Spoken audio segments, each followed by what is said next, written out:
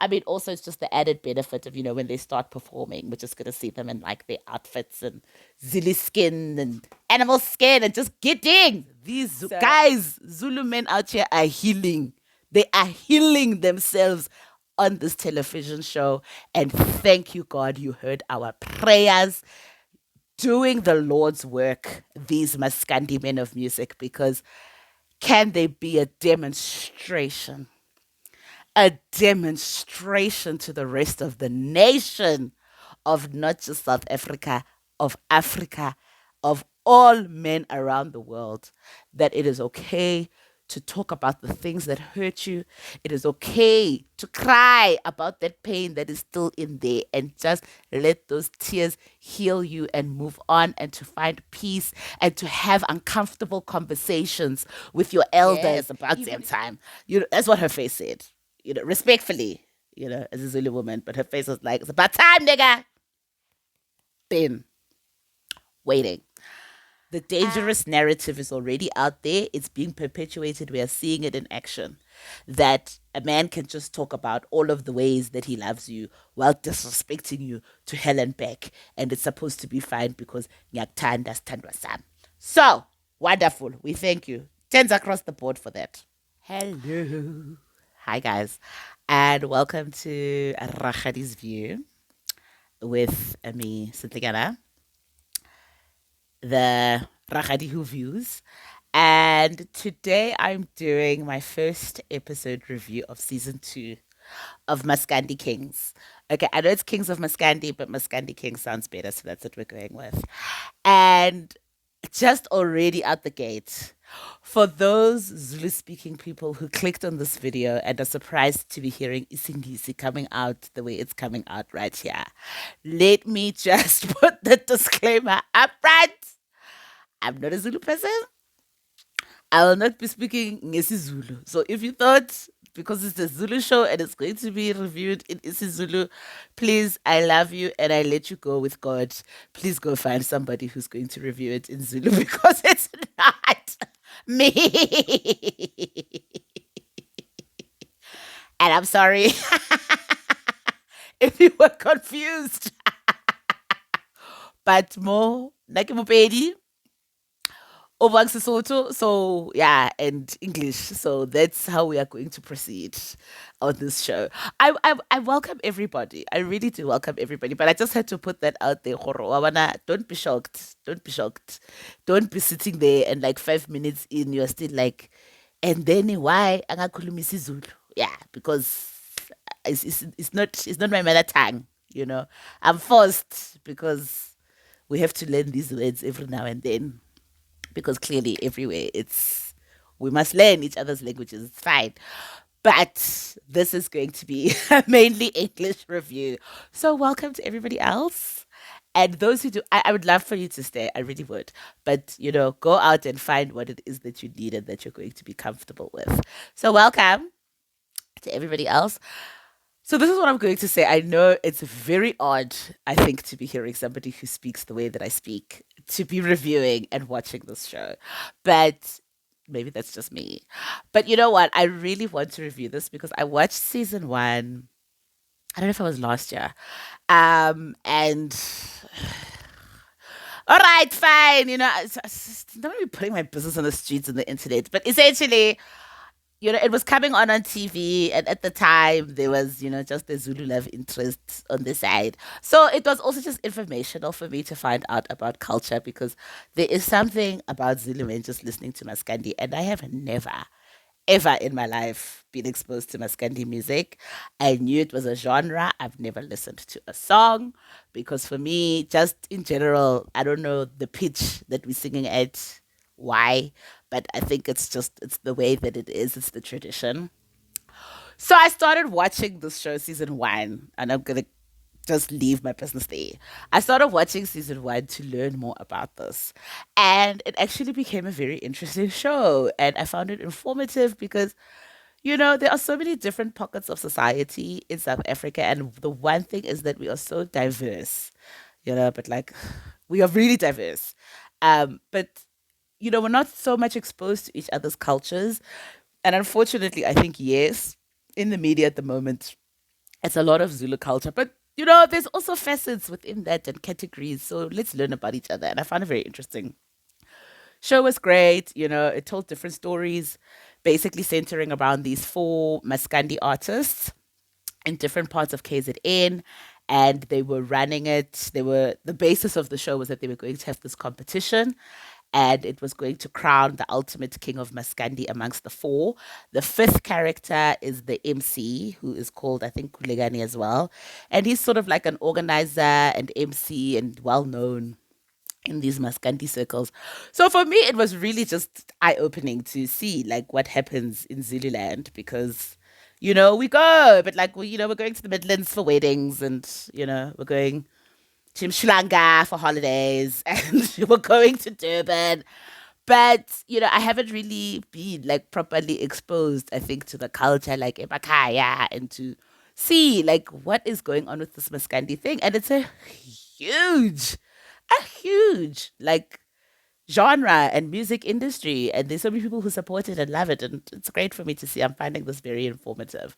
So season 2 started and I watched the first episode. I was like, girl, now that I'm in this creative outlet of talking on the internet about TV shows that I'm watching, I was like, this show needs to be spoken about and it needs the visibility. And if there's anything that I could do to really contribute to that, I'm willing to do it because the journeys that these men are walking on in their personal lives, healing their wounds and their trauma. So guys, Zulu men out here are healing.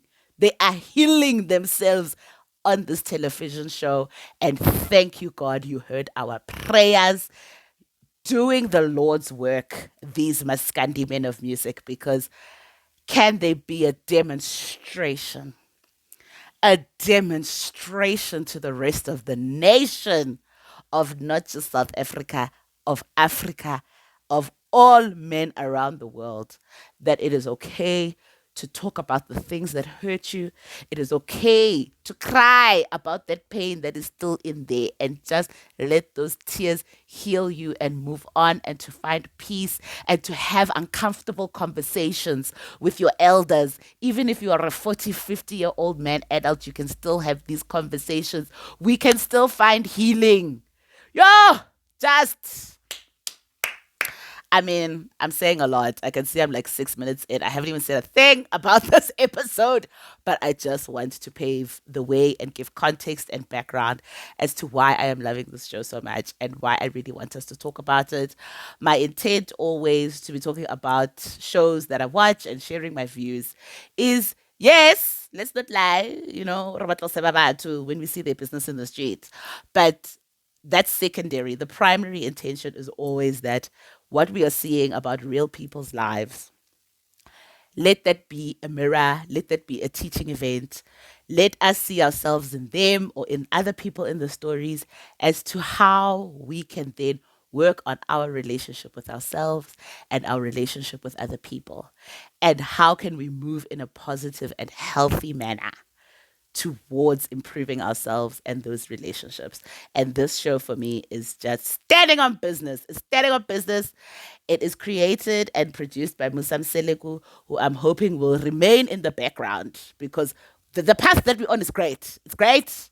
Whatever's happening there with your other shows, which is just turning into some sort of debauchery that I'm not even going to speak about, please don't bring it over here. Stay in the background. We are loving the trajectory that the show is taking. I think it is actually monumental for this country and it is monumental for reality TV in a way that doesn't feel exploitative of people and in a way that I think is really going to change the landscape for Black men in terms of how they navigate their emotions and showing us that it's possible, guys. It is possible, and I am always going to be up here celebrating and elevating the healing of all people. But in particular, our men, because we know that you are in trouble. We are all in trouble, but you guys, you need a healing. And for me, it is always my prayer to support men and women of all colors, creeds, and classes in their journey of healing because we need each other. regardless of what the podcasts on the internet would like to tell you that it's a war out here, regardless of these red pillars who sit around a microphone and bash other sexes, that's not helping us. We need each other. And as one person heals, we all heal. And I am so thankful that this show is out there and it is showing us that. So it came right out the gate, snatching our weaves, just blowing me away and reaching into our hearts, and we are emotional and we are crying and we are on the journey with you. So very excited. Welcome to it. Maskandi Kings, season 2, episode 1. So we open up with Bahube. He's the winner. So he won the crown in season 1, the title of Maskandi King, I don't know, of the year. And he's very excited about that. And he even says that after this event, he's recognized what a major impact it's had on his career, on his album sales, the visibility, the notoriety. He's very happy about it. He's been in the game for a long time. He enjoy a game and he's been pushing. But now, this show and that tournament of Maskandi Kings and the events around it have really elevated him. So he's in a really great place.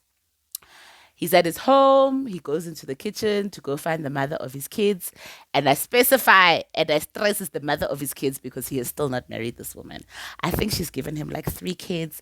They have definitely been, I think, together for double-digit years. I'm not quite sure. I can't remember from last season.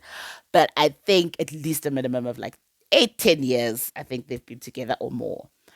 Finds her in the kitchen with their daughter.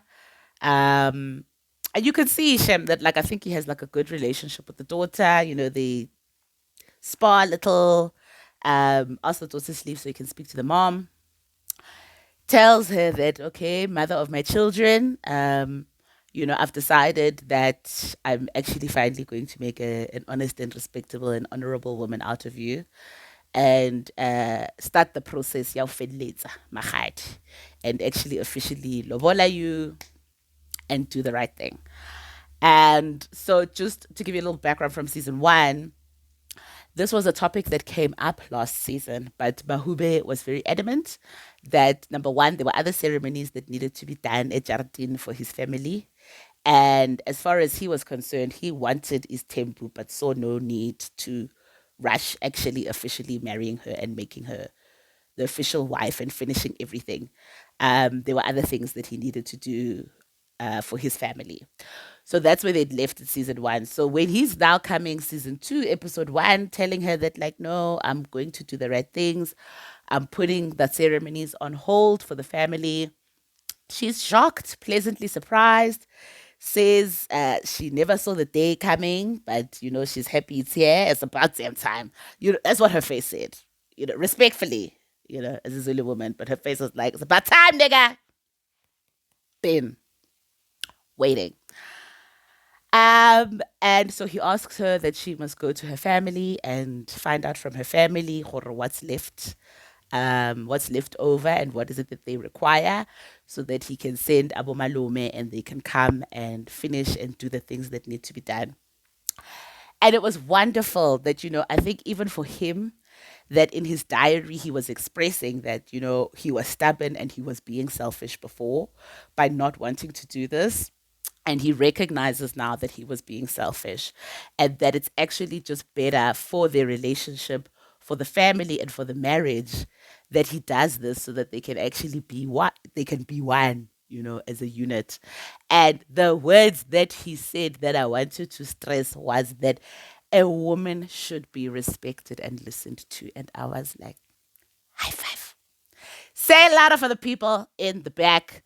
Put him on loudspeaker and underline and underscore for the men's conference, because why that was such an important statement for me is that I think there's a lot of rhetoric and conversation that you'll hear all the time that people like to quote that men want to be respected and women want to be loved. Full stop. And that is a very incomplete statement for me and lacks the complexity of human beings behind both statements. Because, yes, I think everybody wants love, guys, men and women. But what is missing sometimes for me, when particularly in the instances when you see men using these statements, "Kobo mnagwethu," or like on other shows when people are being disrespected, or people babalaya, or as a man, love your wife. You need to also respect her. I don't understand why that's also not part of that statement. Women want to be respected as well.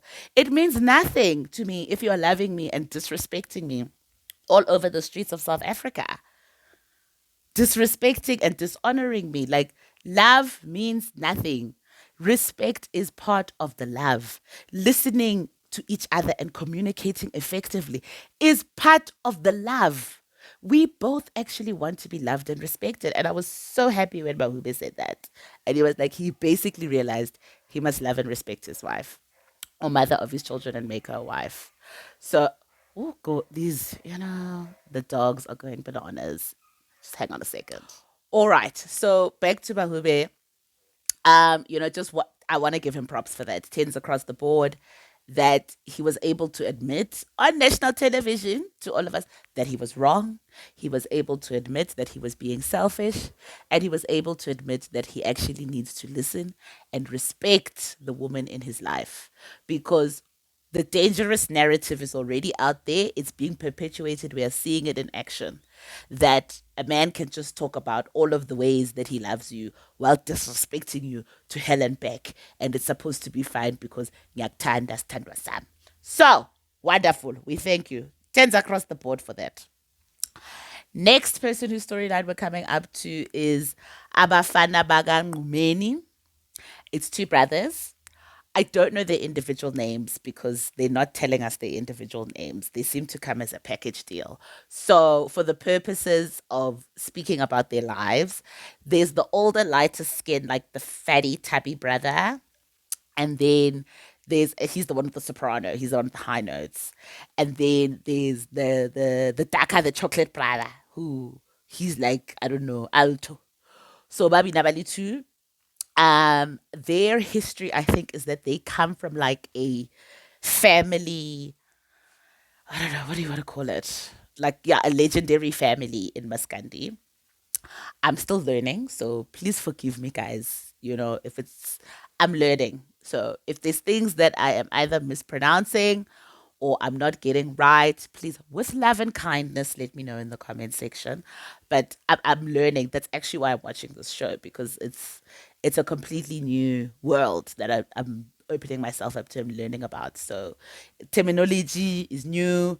Lilimi le asililimi la Zulu. So give me time. I'm going to gear it. I'm gonna gear it.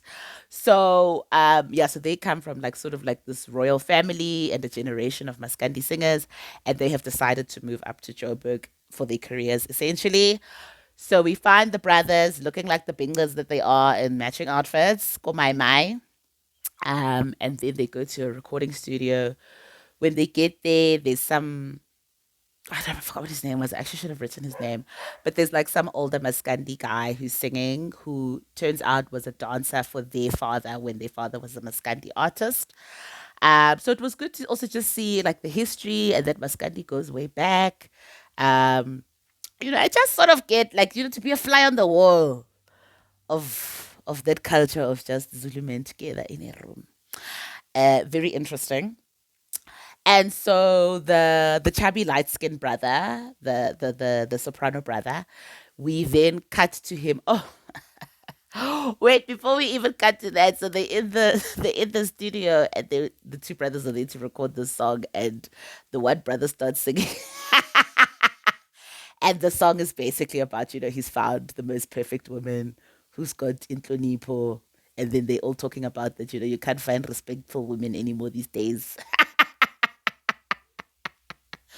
It was funny because they want somebody on a similo. But, we must both have similo. It's not just for me as the woman, but yeah, here we go. Hilarious. Anyway, then we cut to the soprano, the chubby, lighter skinned brother. So he is at his house where he lives with the mother of his child. Her name is Mashaz. So there they are. Hey, Mashazi is doing the wifely things that I think a lot of men would be high fiving for her. She's giving him juice. Ukuqa ngamadolo. I was like, girl, do it. This is what they want. This is, tradition.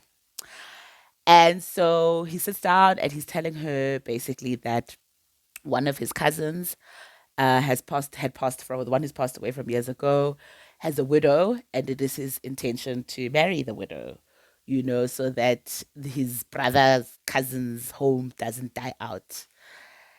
And then Mashazi already is like, whoa, say it again. What are you talking about? He explains that, like, no, she's the widow. We can't let the household die out. She is on some nabra. Now I'm going to leave if you do that. So, to give you some background, this brother has two wives. So, there's Umashazi, who he has a child with. And then, I don't remember the name of the other woman. She was from season 1. But there's another wife who is his first wife. And that was already his direct blood brother's wife. So his blood brother passed away. And then he married the brother's wife first. Then he met Umashazi, was dating her, and then lobolad her. So Umashazi's argument is that, why are you the only male family member in this Mseleku family who is marrying all these widows? Because, she doesn't want to be with a husband who is basically like the widow keeper of the household. Like, what's going on? And he's like, no, when are you going to destroy the family? Uzopilizumuzi. Why are you like not supporting this? And he was like, you knew what time it was when you married me. And she was like, firstly, no. Because when you and I were dating in Bisijola, you didn't mention anything about a wife. And she was like, it's only when I got pregnant, that's when you came out with the truth and told me that you had a wife and that it was your brother's widow. And she was like, the only reason I accepted it and stayed with you was because I was pregnant. And so, she was looking out for her own future. And so she was like, if I wasn't pregnant, I wouldn't have actually stayed for that. I mean, we don't know because heat of the moment, she's upset. But let's give her the benefit of the doubt. So she says she wouldn't have stayed if she wasn't pregnant. And he only came clean because she was pregnant. So she was like, I found her there. It's fine. I accepted that. Oh, Wabi 3, like, why are you just collecting all these widows in the Mselegu household? She's like, no, I'm not going to stand for that. And like, she's like, also, it's all these old women. Like, what is happening? She's like, nah, I'm going to be there, Nabogogo. And then we're just going to be a household of gogos plus me. And she's not here for it. He says that, he's explaining it to, he's like, I'm telling you now what I want to do. So why are you not accepting it? As if explaining what you want to do is reason enough for me to get on board with it. Like, make it make sense. Then in his diary entry, he's like, well, now I'm going to do what I want to do. Plus, I've already told the other woman. Indoda, guys, like, how is this communication? Where is the respect here? You see, this is what I'm talking about. Bahube, go to men's conference. This is what I'm talking about, this respect. Where is the respect that I am as your wife, am going to be told after you've told a stranger about the intentions and your plans, and then you're gonna come back and tell me that it has to be happening because people have already been told. Who told you to tell those people? Did you ask me first? Where's the respect? And I can understand what Mashazi is saying because she asks him, where are your other brothers? Why can't these other brothers marry this widow? Crickets. This guy has no response because Vele, why are you the only person who's taking this on as your responsibility? It's not making sense. Hi, Mashazi then threatens to leave and she's like, if you go ahead and do this, now I'm out. Emoji, because we don't know. It's heat of the moment they end the argument. Is she really going to leave? Sure, because it seems like she's a housewife who stays home and looks after the kids. So, if that is her plan, she needs to have a plan. And I'm not sure she does, but maybe we're just in the heat of the moment and she's not on board with what he's trying to do. Anyway, next guy. We move on to Kulegani Shongwe. He's also a Maskandi Sega. My guy, because guys. And he's got such nice teeth. and such a nice smile. And then on top of it, just such a beautiful, gentle soul. Like, just a wonderful, kind man. That's what I got from season one. So he comes on. His history was that he and his father had a very tumultuous relationship now in his adulthood.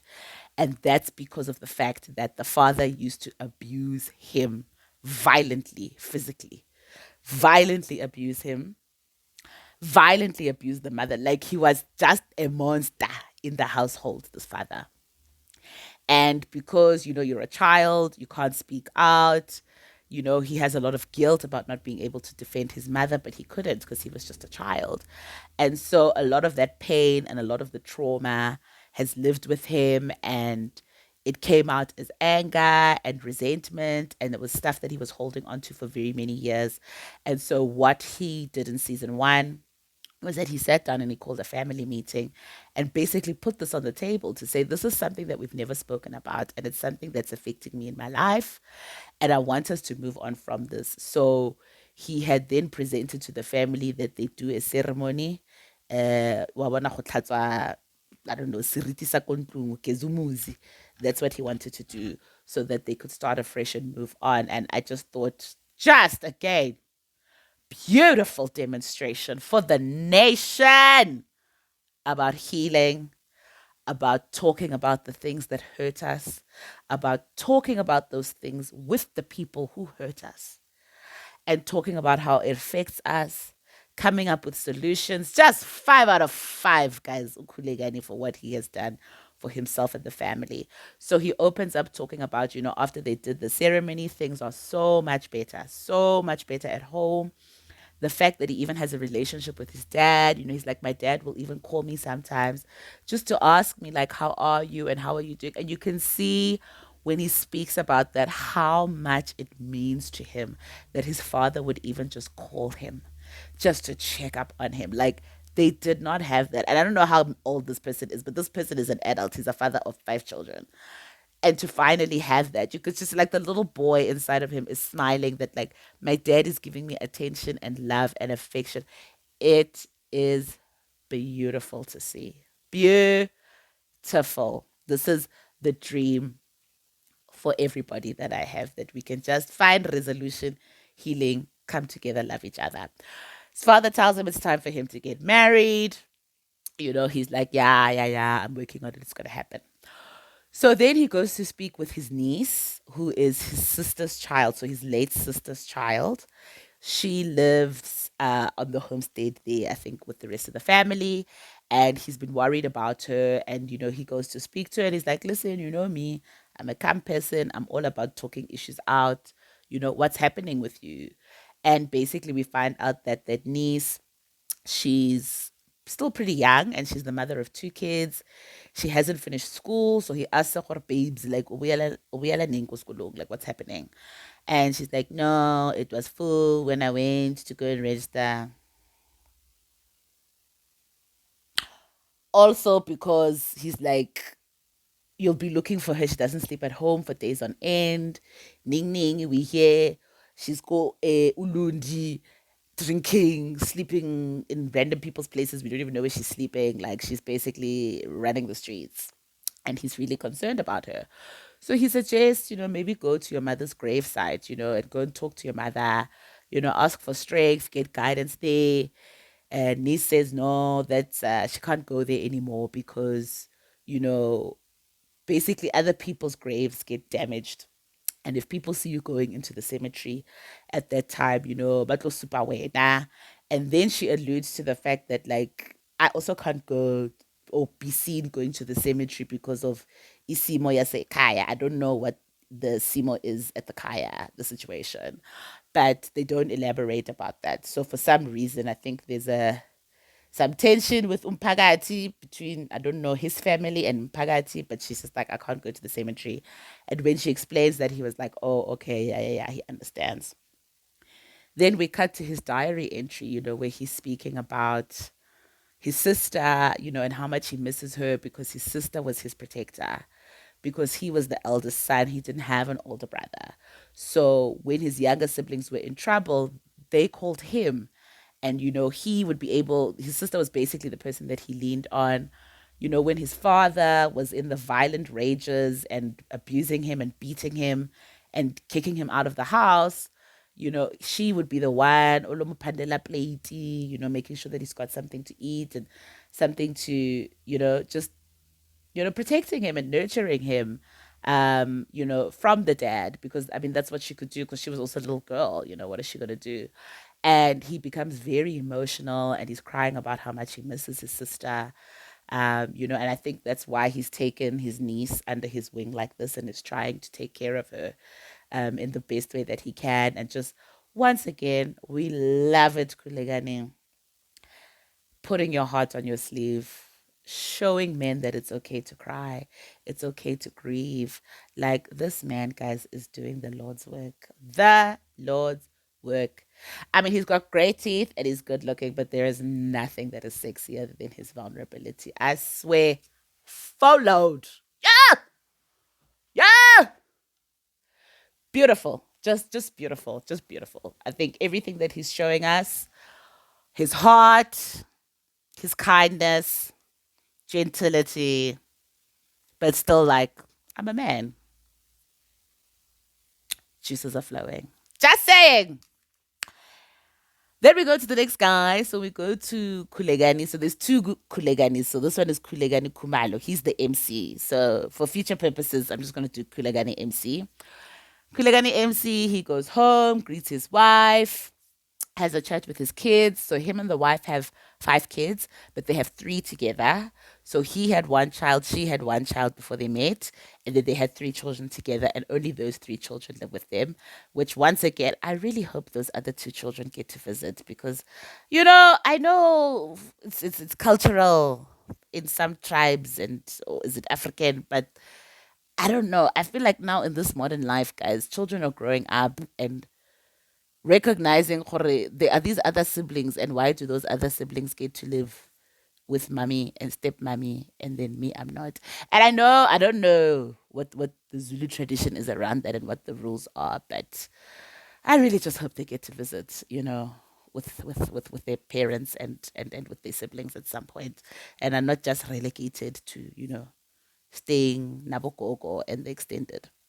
Anyway, he's giving his son a pep talk that he needs to be focused on school and soccer. And that's his mission, that's his life. And he's like, I was also an athlete at your age. And I'm very proud now that I was an athlete. And I'm very proud to be Ipinga. Which is hilarious. And it's hilarious because, like, you can see the pride. And for me, guys, I really can somebody educate me because we see people talk about it on social media, but like, what is the definition of Ipinga? Like, if you're a binga, then what? Like, what does it look like? What are your values? How do you behave? If I was to walk into a crowded room and like identify a binga, besides Brentwood, okay, one of my friends told me Brentwood, but like, what does it mean to be a binga? Because I'm so interested in finding out about like the cultural significance about this and everything around it. I mean, obviously, it seems like Maskandi is at the core. So Kulegane MC, he goes back to the homestead where he's from, the Taba family, and he asked his brother to call everybody. And the reason he wants this meeting is because he wants to find out what happened to his mother. And that's because he grew up not knowing his mother. Nobody has ever told him what happened to his mother. Nobody told him why his mother was not there. And it has just been something that he's had to live with all this time. And he's like, every time I maybe try to find out some information here or there, like the stories, adikopane, like, and he's just like, I need to know because there's this hole that lives in me. I think he's searching for his identity. And nobody has had the courtesy to tell him. This is a man, a husband, and father of 5 children. An adult. I don't know how old he is. I'm assuming maybe in his late 30s, 40s. And nobody has bothered to tell him where his mother is What happened to his mother? And as he's explaining this to the family that, like, I'm calling this meeting to find out about it, he starts to get emotional because I think the pain of that hole, the pain of this lack of knowledge. He's like, I haven't even seen a picture. Le ID photo I get I don't know what my mother looks like. And he gets emotional and he's explaining to the family. You can see the men who are sitting with him on that one side of the house. They are looking very uncomfortable. The men are starting but chifta in their chairs, as he's crying. But I was like, Yazin cool again. Don't stop. Finish what you started, whether people are feeling uncomfortable or not, because you are being a demonstration of what it means to evolve as a man and to find peace and understanding and freedom and identity for yourself. Fight for this. Fight for this so that you can find resolution for yourself and for your children. I am commending him. Guys, the healthy masculinity that is being seeded in this show by these men. And listen, maybe they're out here also wilding in the streets. I don't know. But for this, for what we are doing here, ke ba shapela matsogo. So, yeah, he tells them that's why I'm here.